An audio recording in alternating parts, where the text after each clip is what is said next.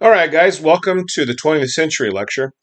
There's a whole lot in the 20th century. Now, when I say 20th century, that does include the 20th century, and actually, we're including what we've already been through in the 21st century. Although, I will say we are definitely kind of going in our own direction now. It's not overly obvious. Well, maybe it is overly obvious, but at any rate, we'll get there in a little bit. But we'll stick pretty strictly with the 20th century, at least to begin with here. We're going to talk about several style trends, and here's something to keep in mind, guys. I'll try to name a style and give you a composer to look up, but you have to understand these composers all kind of in the 20th century they kind of dabbled in all of it. Most of them did anyway, so they didn't do just one thing. But nevertheless, I'll give you composers that I think represent, the poster child, if you will, for that style. I'll go roughly in chronological order, although these styles overlap, and actually all of them are still being used at one point or another today. And that's part of the problem with the 21st century. Okay, I'll wait on that. Okay, first we'll talk about at the turn of the century will be Impressionism. Now, if you look up Impressionism, the paintings, that's you're going to see like Monet or something like that, and you will see that a typical scene would be like a picnic in a meadow by a lake. Now, if it was a romantic painting, it would be important to know the details of who it is that's eating there and what they're eating, all this kind of stuff. But Impressionism, that's unimportant. It would just be kind of blotchy, maybe, especially if you're close. And then as you back up, it kind of comes into focus and gives the impression of a scene. So it's not about the details, it's about the mood, the atmosphere, the wind blowing through the grass, the waves lapping at the shore, the clouds blowing by, the trees, leaves talking to you. So it's atmospheric. And you do hear this a lot, guys, at the beginning of movies and like that, to create an atmosphere. It's atmospheric, not much happens. It's very slow moving in terms of action. It is still moving, but just a lot slower than what you might think of in terms of romantic music. Typical composer, poster child would be like Debussy. Okay. Another one might be Respighi or perhaps Ravel. This style started in France, and it was a French reaction to all the German Romanticism that was going on. And they wanted to find a way to break out of this German Romanticism. And so some people would consider this an extension of Romanticism, but nevertheless, it's a different direction. But they'll go further afield later. Okay, so that would be Impressionism. It starts in France. Okay, now the next one, Expressionism, starts in Germany, and this is the one that really managed to succeed in breaking out of tonality altogether. Okay, this is serialism, 12-tone row, extreme chromaticism, you might call it, but really the technique is 12-tone row. And serialism is the style, and then expressionism. Okay, if we have to have a poster child for this, this is Schoenberg. If you happen to see a visual painting of this, look up The Scream. Wow. Yeah, that gives you a pretty good idea. This is not nice sounding music. It's very ugly. However, if you like to watch horror films, slasher movies, serial killers, this kind of thing, listen to the music. Just if you can ignore the story for a moment and just listen to what's going on in music, you will hear some pretty wild stuff in there quite often because it's perfect to represent a demented personality. Okay. So, Expressionism, this started in Austria.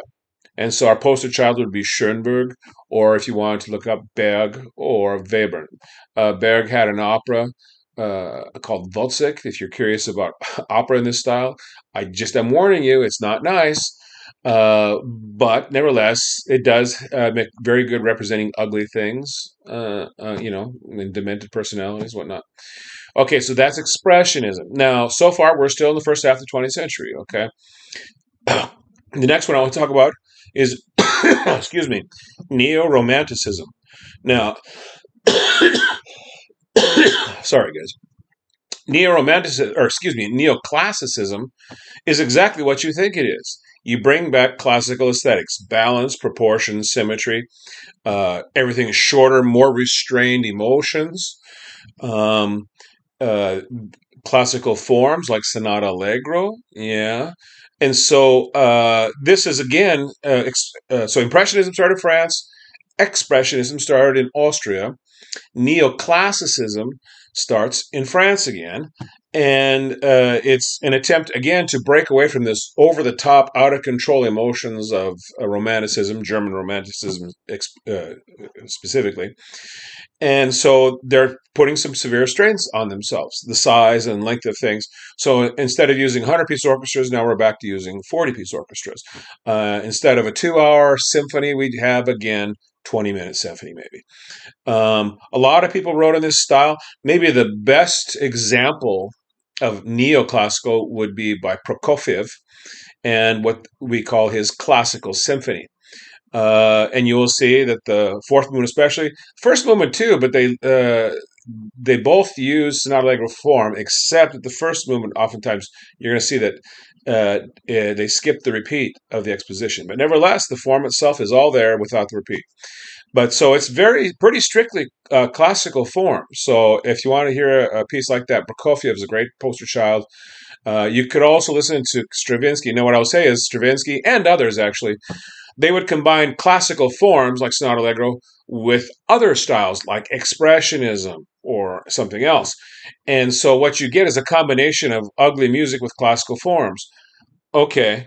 So it makes it kind of hard to identify sometimes. But instead, look up the Classical Symphony by Prokofiev, and I think you'll get an idea. Because it sometimes do sound very similar to Mozart or Haydn. Okay. But when they say neoclassical, a lot of times they're referring to the forms and not the tonalities. Okay. So the Classical Symphony by Prokofiev is very tonal, and you might even be fooled, thinking, "Oh, is this 20th century? Wow, okay." The next style I'd like to talk about is Neo-Romanticism. Now, what we can argue, guys, is that Romanticism never died, but some other things just get started and start to compete with it. I will say, though, guys, even today, probably the two most commercially successful styles are Neo-Romanticism, or Romanticism in general, and probably minimalism. Okay, so Romanticism never dies out. Okay, but it's the same thing. Even if you say it's neo-romanticism. Now, when I say neoclassicism, the neo. This is what I mean by neo. I guess I'm going to back up a little bit on the neoclassicism. Classical forms and structures, but it quite often they would use 20th century harmonies and rhythms. Okay, and that's why it wouldn't sound like Mozart or Haydn most of the time. And the same thing then with neo-romanticism. All the romantic obsessions, death, the supernatural, storytelling, all this stuff. But when we say neo, what that means is 20th century harmonies and rhythms, which is a lot more out there. But still, the concepts are basically the same. There's a lot of people that, in fact, like I said, it's one of the, if not the most popular classical style today. But I could throw out a bunch of people. I would say Rachmaninoff, Prokofiev again. Look up Lieutenant Kijé Suite, maybe. That tells a story about a guy that never existed. Yeah, that's interesting. Go ahead and look it up. George Gershwin, Aaron Copland. These are some other neo-romantics that you might be able to look up. And so, with these four styles, Impressionism, Expressionism, Neoclassicism, and Neo-Romanticism, I mean, we're basically covering the first half of the 20th century. Okay, you have to understand all these styles are still being used today, guys. So it's not like they died out or anything, but this is when they were really came into vogue. Okay, now in the second half of the 20th century, in addition to those, we started doing some other things, and I suppose it should be obvious: electronic music. Now, you guys, when they first started working with electronics and inventing electronic instruments, things like this, they thought they knew what was going to happen. In 50, 60, 70 years, we're going to be listening to all electronic music, electronic instruments, composed by electronics, computers, whatnot. Well, you guys, you do hear a lot of electronic music, but 9 times out of 10, they're using electronics to imitate acoustic instruments. Now, what's that about? Why do we have to use a keyboard to imitate a string section? It's about money. Okay. A typical orchestra in Broadway in 1940s, 50s, 40 to 50 players. The typical Broadway orchestra today, no more than 10 normally, maybe as few as five. And you might have a soloist violin, but then you've got a keyboard playing all the rest of the strings on keyboard. You might have a brass soloist, but then you have the keyboard playing the brass section. You get the idea. So they're saving money, guys. It's just all about money. Musicians are expensive. They are. Okay. So that's what they thought was going to happen. And what it turns out is, first of all, we don't really like electronic music that much. Now, I don't know, maybe that's going to change. And in 10,000 years, we're dancing to the robot. And I don't know. But at any rate, at that point, when they first started using electronic music, they were trying to go to a whole new realm, they thought, and they did some pretty crazy experiments. Look up poem electronic. Just look it up and play it. And a lot of you probably just roll your eyes and say, "Wow, I could. Somebody could do that today on a synthesizer in a few minutes." Well, probably, yeah. They literally spent hundreds of hours creating that. But take a look at that. So people to look up maybe Varese, Crumb, Boulez. These are some possibilities for the electronic music, especially like in the beginnings. Okay.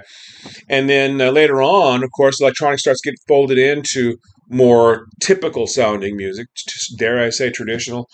And then we have electronic music, of course, and popular music have had a long-standing love affair.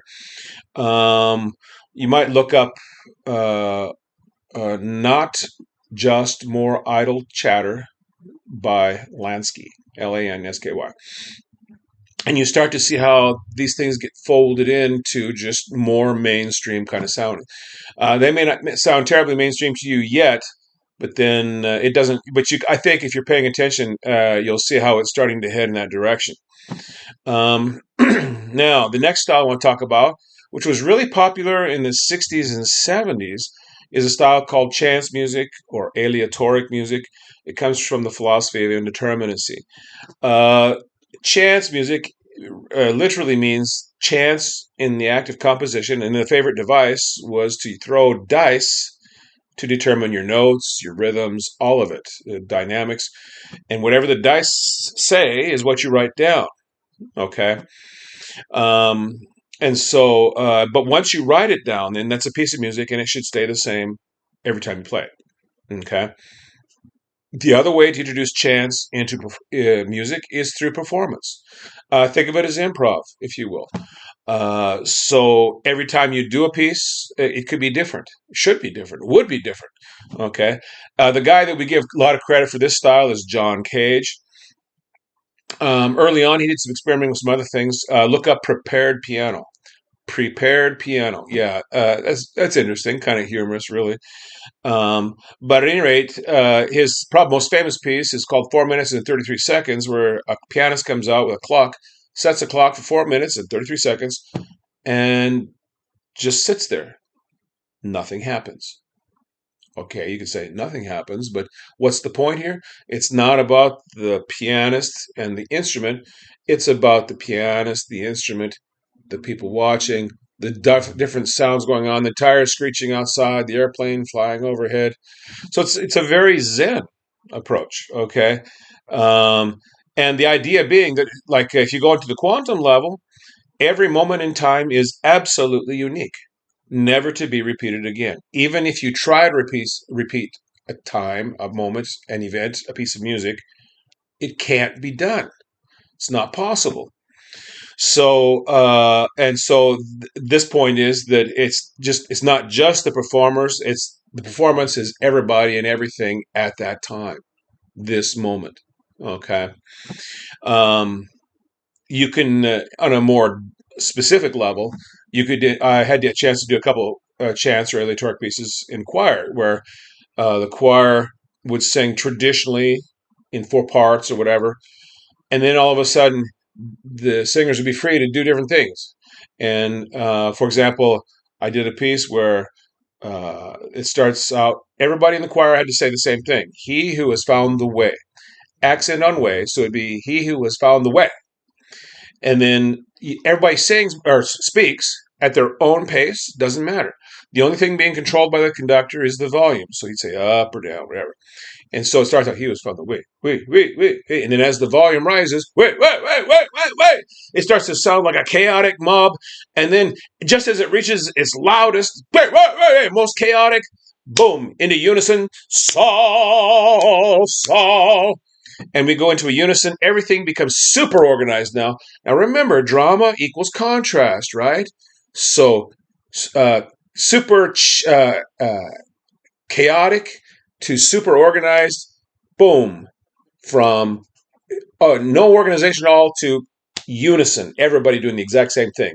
Boom, you have drama.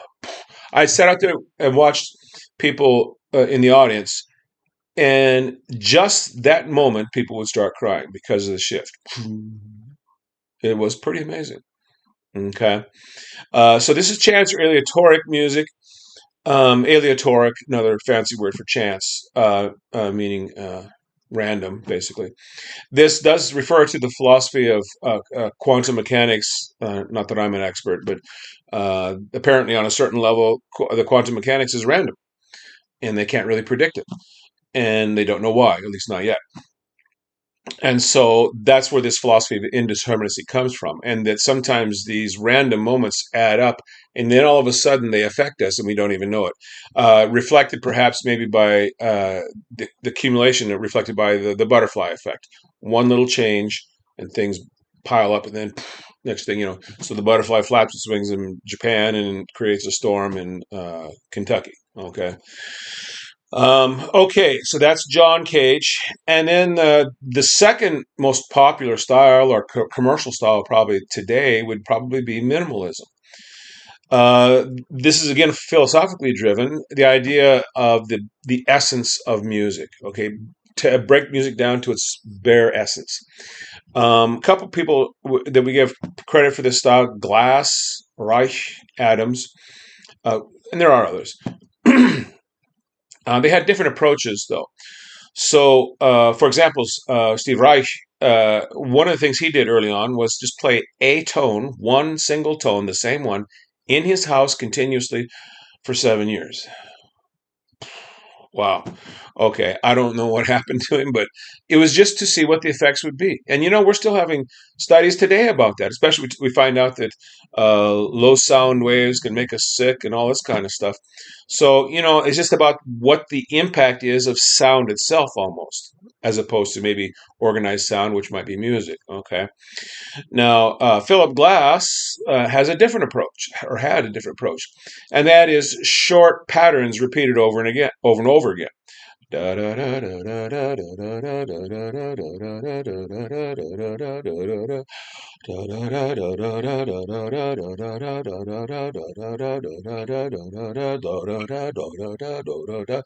So when a pattern repeats long enough, remember one of our brain tricks is that if nothing changes, it starts to ignore it. If something is stagnant, our brain ignores it, so it can pay attention to other things. And then we change that one note, and we go boom, and we notice it. One little change. Okay, so these repeated patterns were typical of how Philip Glass would approach, and he's still spending years writing music. Now, of course, it has evolved, like every style does. And the beginning, that's what minimalist music sounded like. Okay, but then later on, the style develops to a point where we have these repeated patterns, but then we might have a melody layered over the top, and then pretty soon it starts mixing with other styles, and so we have minimalism for a while, and then it grows, and then it kind of evolves into a sort of a neo-romantic style. Now that actually leads me to where we are today in the 20th century. Okay, and that's a little. We're hugely affected, as you already know, by the digital world, the internet, electronics, and because we can so quickly view and see and keyword here sample so many different things, we have become music, popular and classical, has become extremely eclectic. Oh, I'll borrow a little bit of this. I'll borrow a little bit of this. And it's like copy paste. We can do the same thing in music. We'll take that sampling, and so you can have a whole song built out of pieces of other songs, and not just in hip hop or popular music, but in classical music as well. It's a whole uh, different kind of thing. We're borrowing from everywhere, and we can go all the way back to chant or whatever, or folk music from beyond. Yeah, so we are living in, and I think it's becoming every day ever more eclectic because of our ability to communicate with cultures and ideas from all over the place, all over the world, and all kinds of times. Not the future yet, at least not that I'm aware of, but hey, maybe I don't know. Okay. And so this is kind of where we are in the 21st century. Now, all these other style trends and styles that I mentioned are still being used, so it's not like they went out. Um, and then the other thing we're starting to see now, what happened was I'd mentioned, let's go back and I'll talk about expressionism again. Because it was so ugly, the thing is, that was after World War II that style became really popular. And people were very, very cynical about humanity and society. And so composers didn't feel compelled to write music that was pleasing to the general populace. So there were 2 or 3 or even 4 decades where this really ugly 12 tone row kind of music dominated everything. And what it did was absolutely ruin the audience for classical music. Okay. Now, popular music didn't do that so much. Well, okay, it did in a way, but um, there's always been a popular music that's very accessible, easy to listen to, and that's never gone away. It's classical music though got more and more abstract and ugly and not beautiful clear through the middle of the 20th century. Now, it started to change in the 70s, which is when minimalism really started to exert its influence. And so they have started to heal this rift, if you will, between popular and classical music. But the audience has just vanished for classical music. So really, classical music, even today, still finds itself in a position of having to rebuild its audiences because people just got fed up and left because the music was ugly. And so when you go to classical concerts today, all they ever play is the old stuff that sounded good, and then once in a while they might play a 20th century piece, and then people complain about it, and then they don't do it again. So yeah, now I won't say that popular music has been unaffected by this because as we enter into 20th century, what happens is a style would develop. It would get more and more complicated, and then people would say, I don't get it. Give me something I can understand. And then a new style would start. Simple to begin with, a simple idea, and then it progresses. So, for example, in the beginning of the 20th century, before jazz, there was a style called ragtime, which anticipates these syncopated rhythms that we associate with jazz. But okay, especially the anticipation of the beat. Okay, then the early jazz is dance music. Okay, you guys, jazz was for dance halls. Okay, very popular. It was the popular music of the time. Musical theater, Broadway used jazz style. The pop music was all jazz style. So it was very popular, but of course it develops. It gets more and more complicated. There's different genres. You go to bebop, and then eventually you get to stuff like free jazz. And once again, like I was talking about classical music, it gets so wild and out there and ugly that people say, I don't get it. Give me something I can understand.